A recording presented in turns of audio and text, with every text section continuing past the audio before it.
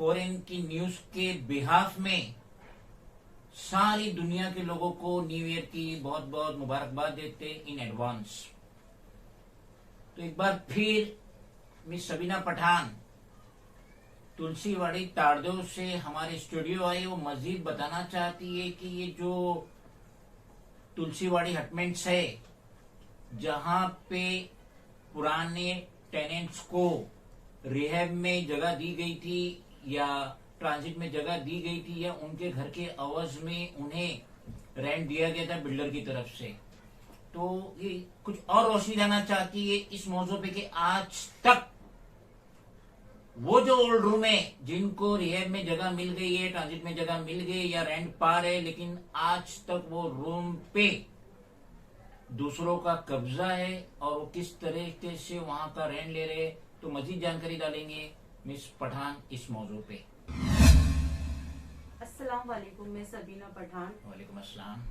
मैं तारदो जो तुलसीवाड़ी में जो बिल्डरों की जो रूम है, जो सोसाइटी भाड़े पे चढ़ा के रखी है, कॉलोनियल ऑफिसर ये जो बीएमसी के हैं ये एक्शन क्यों नहीं ले रहे मेरे समझ के। तो मेरे को तो कुछ समझ में नहीं आता कि ये एक्शन क्यों नहीं लेते। और बरसों हो गया है, एक एक रूम के भाड़े 6-6 हजार है, 7-7 हजार है, 3-3 हजार है, मगर ये सब भाड़ा सोसाइटी के लोगों को जा रहा है। और ये सब डिपार्ट बटा हुआ है, ये एरिया का ये संभालते हैं, ये एरिया का ये संभालती है, ये एरिया का वो संभालती है। मतलब एक एक आदमी के हाथ में 15-15 रूम है सोसाइटी के, वही बिल्डर के।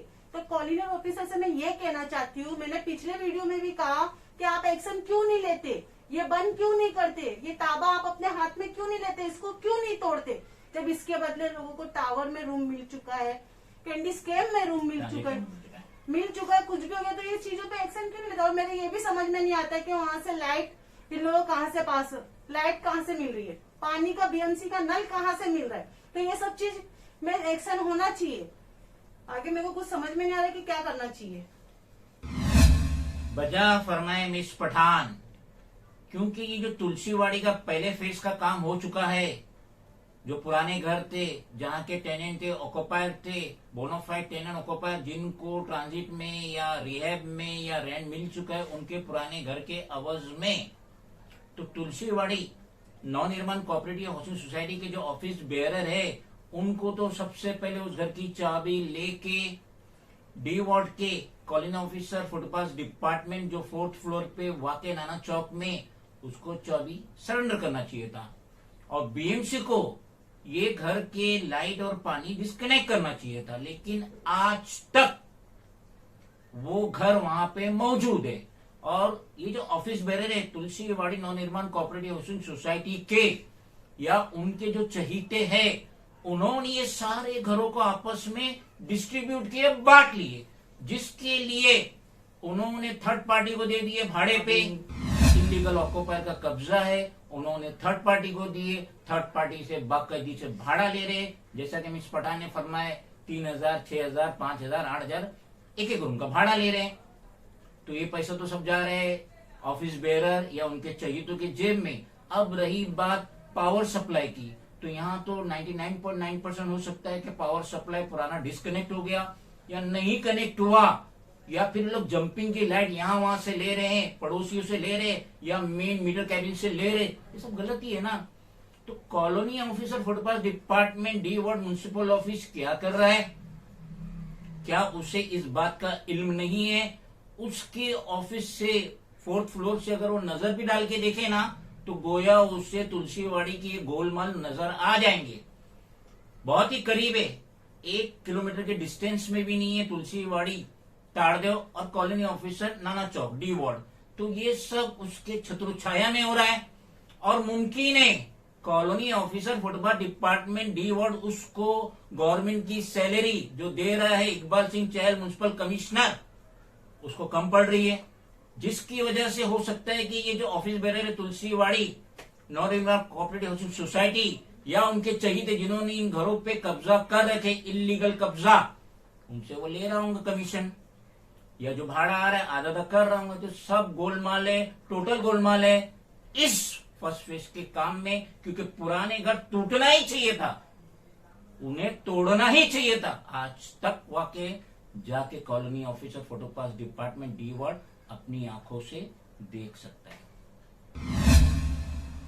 सर मैं एक चीज ये भी कहना चाहती हूँ कि बीएमसी कॉलोनी ऑफिसर को उनको ये पता होना चाहिए कि पूरा रिकॉर्ड उनके पास होगा कि कितने घर टावर में गए हैं। बराबर। उनके पास पूरी फाइल रखी होगी, ऐसा तो नहीं कि उनको नहीं मालूम होगा। तो वो इस पे एक्शन क्यों नहीं लेते? मेरे हिसाब से मैं मेरे हिसाब से नॉलेज से बोलती हूँ कि 10-15 साल से सोसाइटी खूब भाड़ा खा रही है सर। तो उस पे क्यों नहीं एक्शन लेते इन लोग? मेरे तो कुछ समझ में नहीं आ रहा है। कॉलोनी ऑफिसर के पास पूरी फाइल होगी, उनके टेबल पे फाइल होगी, तो आए वेरीफाई करे। जब कोई गरीब 2 दिन के लिए भी रूम मांगता है किसी से चाबी के लिए, तो कोई ऑफिसर आता है, लिखत में रहता है ये रूम खाली करना, जबकि सामने वाला भी रूम बिल्डर का है, वो भी भाड़े पे चढ़ा, मगर उसको नहीं बोलते। जो एकदम गरीब मजबूर रहते हैं उनको खाली करा देते, डांटी ये सब करके धमकी करके।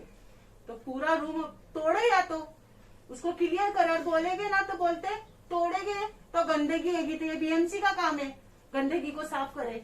बेशक बेशक बेशक। ये हमारा काम नहीं है। बीएमसी अपने हाथ में ले ये सब चीज, क्यों सोसाइटी को दे के रखी है?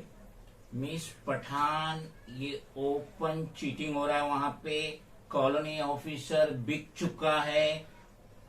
Tulsiwadi Navnirman cooperative housing society के ऑफिस बेरर के तहत या उनके चहितों के तहत, जिसकी वजह से जैसा आपने फरमाया कि पिछले 10-15 सालों से ये जो रूम है जिनको तोड़ देना चाहिए था डी वार्ड म्युनिसिपल ऑफिस को, क्योंकि उनको ट्रांजिट में मिला है या रियर में मिला है या उनको रेंट मिला है, तो इसको नजरअंदाज कर रहा है colony officer, footpath department, D ward. और जैसा आपने बताया कि कोई मजलूम गरीब इमरजेंसी पर्पज के लिए अगर 2-4 दिन के लिए ये बिल्डर का रूम लेता है तो ये ऑफिसर आ जाता है, बराबर कॉलोनी ऑफिस का ऑफिसर आ जाता है, उसका स्टाफ आ जाता है, उसको नोटिस देता है, और उसके सामने जो बिल्डर के रूम है जो भाड़े पे चल रहे उसको कुछ नहीं कहता। तो इससे तो ये साफ जाहिर हो रहा है कि कॉलोनी ऑफिसर फुटपाथ डिपार्टमेंट इनके हाथ में बिक चुका है, जिसकी वजह से आज तक इसने ये इलीगल रूम, ये अब इलीगल ही है क्योंकि इनके जो ऑक्युपायर थे, टेनेंट थे, उनको तो रिहैब मिल गया या ट्रांजिट मिल गया या भाड़ा मिल गया बिल्डर की तरफ से, ये रूम नहीं तोड़ रहा है। इससे साफ जाहिर हो रहा है कि colony officer footpath department in लोगों के साथ हाथ मिला रहा है। मिस पठान, अब आप क्या गुहार लगाना चाहेंगे स्टेट के सीएम एकनाथ शिंदे से, housing minister government of Maharashtra से, home minister government of Maharashtra Devendra Fadnavis से, म्युनिसिपल कमिश्नर इकबाल सिंह चहल से, साथ ही साथ commissioner of police for greater Mumbai Vivek Phansalkar से, और special commissioner of police for greater Mumbai Devendra Bharti से इस मौजू के मुतालिक?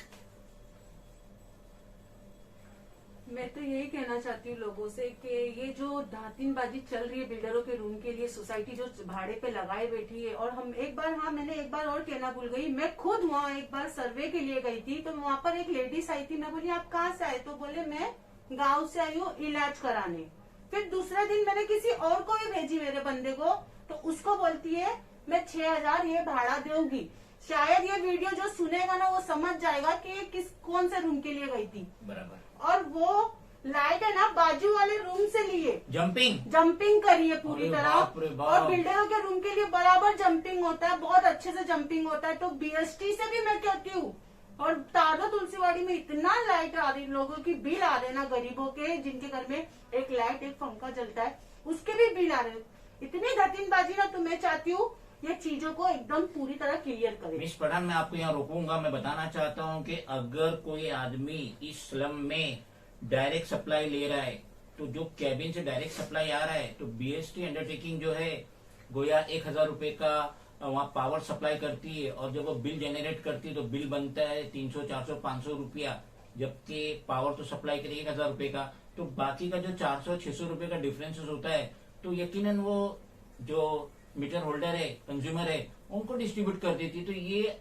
गोया आप लोग वहां के जो रहने वाले हैं जिनके पास लीगल मीटर है, इलेक्ट्रिक मीटर है, तो ये जो जंपिंग का है उसका सारा बोझ तो आप लोग उठा रहे हैं, उनका पैसा तो आप लोग भर रहे। तो यानी कि वहां के जो Tulsiwadi Navnirman cooperative housing society के ऑफिस बेरर या उनके चहीते जो इलीगल वे से जंपिंग कर रहे, हो सकता है पुराना मीटर भी हो, लेकिन अगर जंपिंग कर रहे तो भाड़ा तो ये खा रहे। थर्ड पार्टी वहां जो रह रही तो भाड़ा ये खा रहे, लेकिन उनका जो पावर सप्लाई जो यूज कर रहे हैं उनका बिल गोया इन लोग भर रहे हैं। तो मैं कॉलोनियल ऑफिसर से ये कहना चाहती हूँ, उनसे रिक्वेस्ट करती हूँ कि आप आइए तारदो में और ये चीजों को बंद कीजिए, नहीं तो मैं अगली वीडियो में जो रूम भाड़े पे चढ़े, मेरे पास पूरा डिटेल है, मैं वीडियो के साथ में वहाँ के लोगों की वीडियो बना के अगली वीडियो में वायरल कर दूंगी। जय हिंद, जय महाराष्ट्र, खुदा हाफिज।